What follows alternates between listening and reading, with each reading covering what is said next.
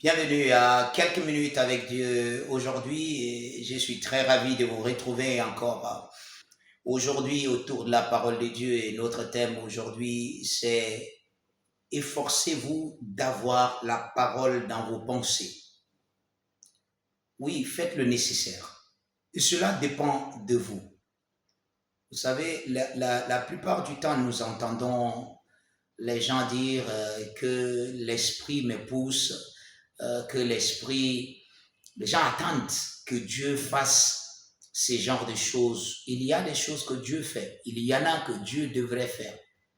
Et la plupart des choses que Dieu doit faire, il a déjà rendu cela disponible. Il l'a déjà fait. Il a déjà accompli cela en Christ. Et si vous êtes un enfant de Dieu, il y a maintenant votre responsabilité. Il y a plus de responsabilités que vous avez en tant qu'enfant de Dieu qui vous permettent de marcher dans ce que Dieu a déjà rendu disponible.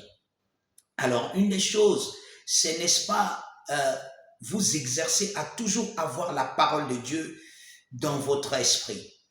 Vous savez, et la simple manière de marcher dans cette réalité, c'est de méditer sur la parole de Dieu. Parce que Jésus a dit, ce qui sort de votre bouche vient de votre cœur, vient de l'intérieur de vous. Quelles sont les choses que vous mettez, n'est-ce pas, dans votre esprit? Quels sont les films que vous aimez regarder?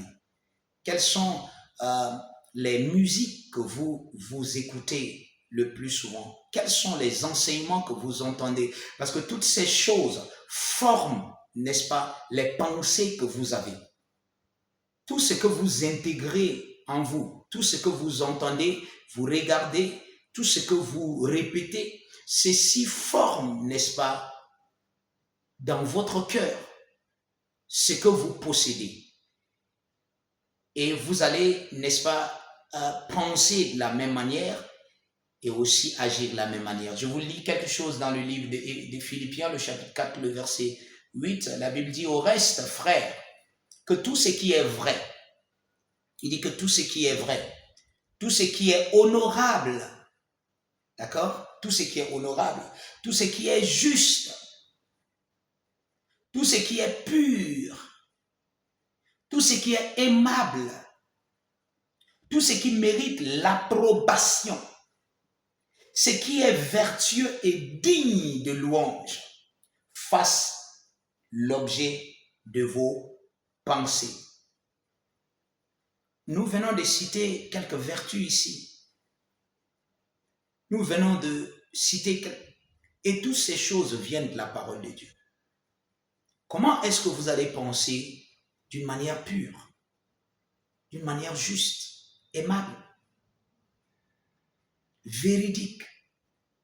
Comment est-ce que vous pouvez réellement penser comme ça si vous n'avez pas de quoi penser? Vous savez, les pensées ne peuvent pas être vides. Les pensées ne peuvent pas être vides, même si on dit quelquefois il faut faire le vide en soi. Quel genre de vide vous pouvez faire? Il y a toujours quelque chose dans le vide que vous allez faire.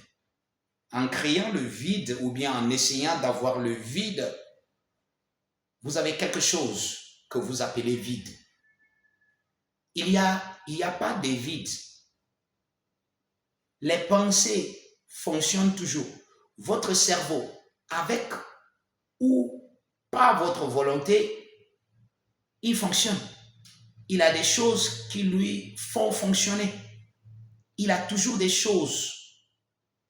Et vous pouvez, n'est-ce pas, garder les bonnes choses. Sinon, mettre les bonnes choses dans vos cœurs. Et ces choses feront l'objet de vos pensées. C'est pour ça que je vous encourage. Écoutez plus la parole de Dieu. Lisez plus la parole de Dieu. Disposez-vous à la parole de Dieu. Ayez toujours dans vos esprits, dans vos pensées, les pensées qui vous viennent de la parole de Dieu. Vous allez vivre à cette dimension. Vous allez avoir une vie basée sur la vérité, qui est la parole de Dieu, sur la justice, qui est la nature de Dieu, vous voyez, sur l'Esprit de Dieu. Et tout ce que vous allez manifester va être la gloire de Dieu. Vous allez avoir une belle vie et manifester cette vie autour de vous. Ayez des pensées qui viennent de la parole de Dieu. Et vous avez la responsabilité de faire cela. Que Dieu vous bénisse.